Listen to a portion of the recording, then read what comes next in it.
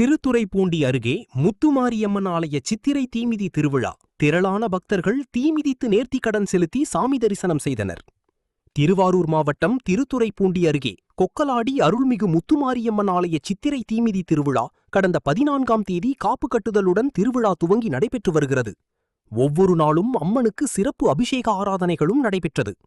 தொடர்ந்து திருவிழாவின் முக்கிய நிகழ்வான இன்று விரதம் இருந்த 300க்கும் மேற்பட்ட பக்தர்கள் பால்குடம் காவடி எடுத்து வந்து கோவில் முன்பு அமைக்கப்பட்ட தீக்குண்டத்தில் தீமிதித்து தங்களது நேர்த்திக்கடனை செலுத்தி முத்துமாரியம்மன் வழிபட்டனர். தீமிதி திருவிழாவில் சுற்றுவட்டார பகுதிகளைச் சேர்ந்த திரளான பக்தர்கள் கலந்து கொண்டு சாமி தரிசனம் செய்தனர்.